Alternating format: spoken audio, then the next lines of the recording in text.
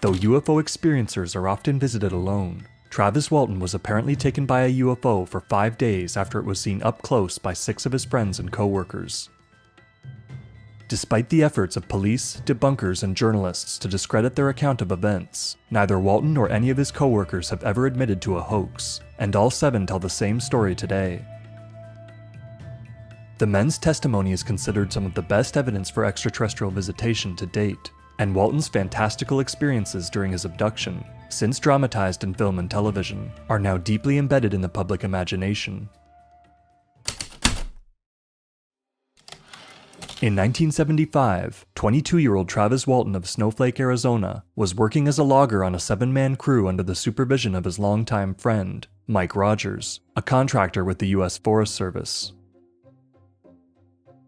Walton and Rogers, as well as Alan Dallas, John Goulet, Dwayne Smith, Kenneth Peterson, and Steve Pierce, were contracted to thin the trees around Turkey Springs in the Apache Sitgreaves National Forest, northeast of Phoenix.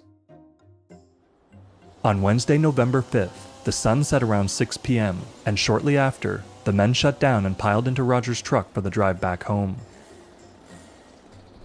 Along the way, they saw a bright light peeking through the trees to their right, and worried it was a fire, or a plane crash. As Rogers drove closer and stopped the truck, the men were able to see the source of the light through a thinner patch of trees. Hovering just under 30 meters away was what the loggers called a classic flying saucer, like 2 gigantic pie pans placed lip to lip, with a dome on top. They guessed it to be between 15 to 20 feet in diameter, and about 8 to 10 feet tall. The object glowed with a golden light that poured out from uniform panels around the body, divided by strips of dull silver. It was perfectly still and made no sound at all. By his own admission, Walton had long been drawn to risky situations, and says that he was seized with the urgency to get a closer look at the UFO before it flew away, so he ran up behind a pile of logging debris. As his coworkers shouted at him to get back in the truck, Walton approached within 2 meters or 6 feet of the UFO before it emitted a cacophony of mechanical sounds and began to wobble erratically on its axis. Before Walton could escape, a bright blue-green beam of light shot from the underside of the object with a sharp cracking or popping sound. The beam hit Walton in the head and chest, and he immediately felt the effects of high-voltage electrocution, including full-body paralysis, before being knocked unconscious and sent flying backwards. His coworkers saw Walton soar through the air and land about 10 feet from where he'd been standing. His coworkers flew into a panic and immediately drove away, but when they realized that the saucer was not following them, Rogers stopped the truck. Through the trees, he thought he saw the outline of a golden disc streak away into the sky, and made the decision to return for Travis. When the men arrived at the site, however, they found no trace of either Walton or the UFO, so they drove to the nearest phone booth and contacted police. Deputy Ellison of the Navajo County Sheriff's Department was the first to respond to the call and speak with Rogers and the men. Soon after, Sheriff Marlon Gillespie and Under Sheriff Ken Coplin arrived and drove 3 of the loggers out to search the area. Though they found nothing, Sheriff Gillespie felt that the men were being sincere, and he too had seen a large glowing UFO in the county a few years earlier. Gillespie began a search of the forest at sunrise with a team of more than 50 people from the Forest Service, the county search and rescue team, and local volunteers. All of the loggers joined in the effort but Steve, who was still in a mild state of shock. Rogers said that during the search, he saw an evasive man in a Forest Service uniform scanning the area with a Geiger counter. He only ever detected background radiation until he tested the men's hard hats, and the needle jumped to 4 times the level of background radiation. The man just stared at the loggers before walking off, ignoring their request to test the truck. After 2 days, the search grew to include air support, and word got out to the media. Soon after, William Spaulding, an investigator from the Phoenix-based group Ground Saucer Watch, visited the site and reported unusual electromagnetic readings, as well as residual traces of ozone. The search widened again on November 9th, the fourth day of Walton's absence, and police, members of the public, and even members of Walton's own family increasingly suspected that the men had simply fabricated the story in order to conceal a homicide or fatal accident. All 6 loggers were questioned extensively, and on November 10th, they underwent polygraph testing by Cy Gilson, the polygraph examiner from the Arizona Department of Public Safety. Some of the men didn't trust Gilson, and Alan Dallas was so agitated by his questioning that it rendered his charts unreadable. Despite this, however, Gilson wrote in his report that he felt that all the men were being truthful. Gilson was so confident in his analysis, which afforded him a rare opportunity to test 6 different accounts of the same event, that he claimed that he had proved that the men had seen what they believed to be a UFO. Around midnight that night, roughly 5 days and 6 hours after his disappearance, Walton regained consciousness lying face down on the side of a road outside of Heber, Arizona.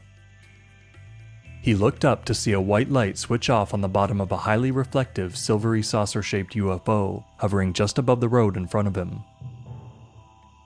Walton had only a few seconds to guess that the object was roughly 40 feet in diameter and 14 feet tall. Then, in an instant, it shot directly up into the sky without any sound at all and disappeared from sight. Walton stumbled to a payphone and called his brother-in-law, who, along with his brother Dwayne, drove out to pick him up. Believing that he had only been gone a few hours, Walton was shocked to be told that 5 days had passed since he was knocked unconscious. He was able to recall little more than an hour of what had happened in this time, though the memories were still too traumatic to recall completely. Though he didn't appear to be injured, his eyes were red and stayed that way for a while. After failing to sleep, he met with his mother and sister before being taken to Dwayne's home in Phoenix to see a doctor. The next 2 days, Walton underwent medical examinations and confirmed that he'd lost over 10 pounds since his disappearance. Travis also spoke with Sheriff Gillespie the day after his return. Walton claimed that his first memory after his encounter with the UFO was slowly regaining consciousness and feeling an intense pain, as though he'd been burned all over his body. After opening his eyes, he saw a bright rectangular light above him. He then noticed that he was on a raised table in a triangular-shaped metallic room, which he thought was in a hospital. Walton tried to move and speak, but couldn't. He noticed an unusual object 4 to 5 inches thick, seemingly made of a dark gray metal or shiny plastic, curved along the length of his abdomen. As he slowly regained his vision and mobility, he realized that he was surrounded by 3 figures that he took to be doctors, until he looked into 2 huge luminous brown eyes. Disturbed by the eerie gaze, Walton leapt off the table and threatened the 3 beings with a glass-like cylinder that he found nearby. The beings were just under 1.5 meters, or 5 feet tall, with pale white skin, large bald heads, and large brown eyes. All were wearing seamless orange jumpsuits. The object on Walton's abdomen fell to the floor, emitting a green light. Despite a barrage of questions from Walton, the beings never responded or interacted with one another. Eventually, they backed away and left the room. Walton then exited the room from the opposite side. He walked down a curved hallway, past an open door, then entered a second one, which led him into a spherical room, empty but for a high-backed metallic chair in the center, and what appeared to be the outline of 3 closed doors along the walls. As he approached the chair, the room darkened and a pattern of stars appeared around the room, as in a planetarium. The effect diminished as he stepped back, and returned again when he got closer. After examining the screen and many buttons on the arms of the chair, he tried pushing some, to little effect. He then sat in the chair, which was a little too small for him. He pushed a lever and the stars began rotating around the room. Not knowing what he was doing and feeling dizzied by the rotating effect, Walton stood up to look for an exit. Shortly after, Walton heard a noise come from the doorway and turned to see a muscular, human-looking male in a blue jumpsuit and helmet. Walton stated that the man's only peculiar features were his eyes, which were a golden hazel color. Though Walton asked him many questions, the man only smiled slightly, but never spoke. He took Walton by the arm and led him through a hallway and into a bare, small room where they waited for 2 minutes before another door slid open. This led them to a ramp leading down into an enormous hangar-like room with a rounded roof that curved down to the floor. Walton noted that the structure that he exited was distinctly larger than the UFO he'd seen in the forest, though it was similar in shape. He also noticed a few other saucer-shaped objects on the floor of the large room. The man led Travis across the large room and down a hallway, past another set of automatic sliding doors, and into a room with 3 more human-looking beings. 2 men similar in build and appearance to Walton's escort, and a woman with straight hair past her shoulders. All had blemish-free skin and the same strange golden hazel eyes. They wore the same blue uniform but without the helmet. Though Walton resisted, the beings took him by the arm and laid him down on a table and placed a type of breathing mask over his mouth. This was Walton's last memory before passing out and waking up on the highway. For years, Walton was hounded by the press and public to speak on his experiences, and forced to defend himself from accusations of fraud or mental instability. However, medical tests showed no signs of trauma to Walton's head, and no trace of drugs in his blood or urine. Regardless, Walton became the target of repeated and malicious smears, recklessly disseminated by the media. In Walton's words, enduring the public's reaction was a hell which nearly overshadows the experience itself. To clear his name, Walton requested a polygraph, but said he wanted to avoid crowds and reporters. Gillespie and Walton agreed to arrange a confidential polygraph with Gilson, but when Walton received a call from a reporter asking about the test, Travis skipped the appointment. The National Enquirer then sponsored a confidential test from a private firm, which Walton agreed to. However, his distress in recounting the events, as well as the examiner's discredited practices, rendered the results inconclusive. Soon after, Professor James Harder, Director of Research for the Aerial Phenomena Research Organization, or APRO, performed regressive hypnosis on Walton. The session marked the first time that Walton was able to verbalize his experiences without being overwhelmed by emotion, but he did not remember any new details. A couple of months later, Walton and his brother Dwayne each passed another polygraph. Nevertheless, the initial test was leaked to the press and hurt Walton's credibility with the public. Debunkers have levied a number of explanations for the loggers' stories, but most assume that there was fraud at hand. Philip Klass was the most persistent in trying to discredit the men, positing that they'd staged the event to get a 10% payout from their logging contract. This despite the fact that the payout would have only amounted to under $400 per conspirator, and the fact that Rogers defaulted on the contract, which ended up costing him more overall. Despite offering to pay for any polygraph tests that the men could pass, Klass delayed indefinitely when they accepted his offer. In 1993, Rogers and Walton revisited the scene of the encounter and noticed that the nearby trees appeared to have grown exceptionally fast in the previous 18 years. Walton returned to visit the site with director Jennifer Stein in the summer of 2014 as part of a feature-length documentary on the case. Walton and Stein, as well as scientists from Frontier Analysis Limited, examined the growth rings of cut trees in the area and discovered that in the 15 years after 1975, the rings were 4 to 5 times thicker than in any previous year. These trees produced wood fiber at over 36 times the rate of the recent average. A complete core sampling showed that this effect was only on the side of the trees facing the UFO and diminished with distance. It's been shown that radiation can cause excessive plant and tree growth, as seen at Chernobyl, for example. In 2017, scientists Phyllis and Bruce Buttinger of Frontier Analysis Limited completed testing of soil samples taken from the site. Their analysis found elevated amounts of iron, calcium, magnesium, and potassium compared to the off-site control soils. Walton took 2 more polygraph tests in 1993 with Cy Gilson, and 2 more in 2008, all of which he passed. In 2009, he appeared on the TV show The Moment of Truth, which employed an outdated and unvalidated methodology. Although Walton passed many relevant questions, he was ultimately judged to be lying. Over all the years since their experience, Walton and the other loggers passed 16 different polygraphs of increasingly rigorous methodologies. The only 2 that Walton didn't pass conclusively used discredited methods.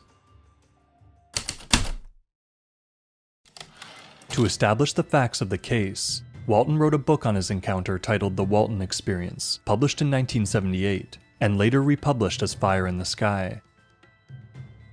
Since then, the event has been a favorite on UFO and paranormal shows.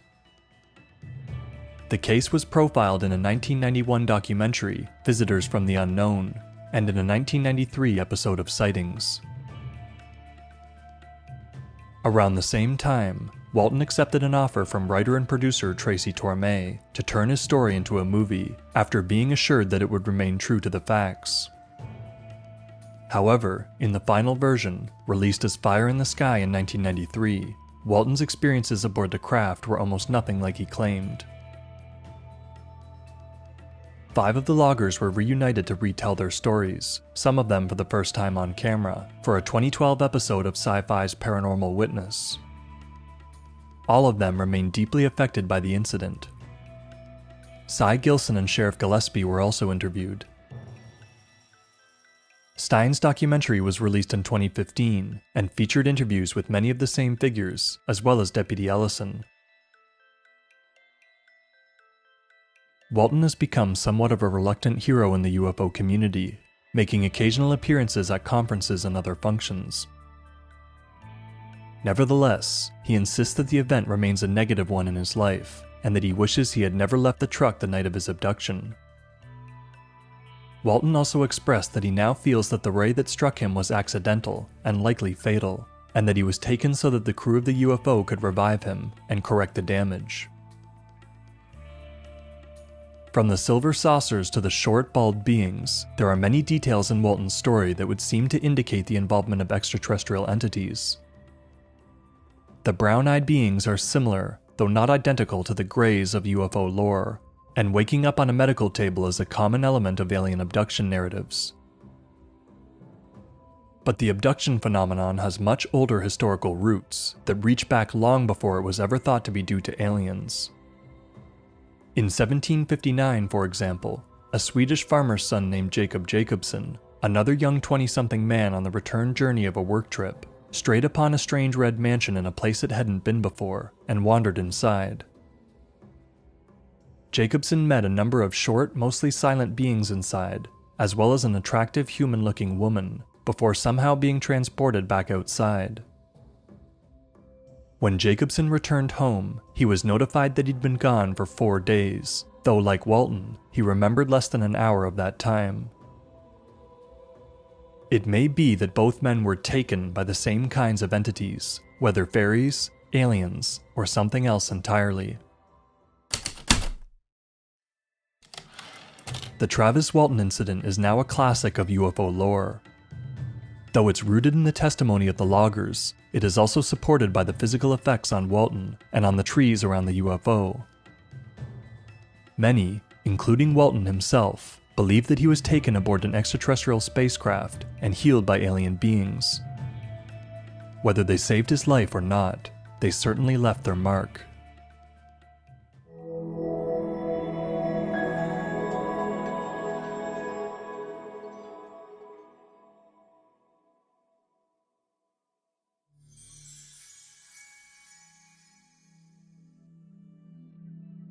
YouTube's been suppressing our videos for a while now, and there's no guarantee that our channel won't be demonetized or deplatformed altogether. Supporting us on Patreon, PayPal, or Buy Me a Coffee is the best way to help us counter censorship.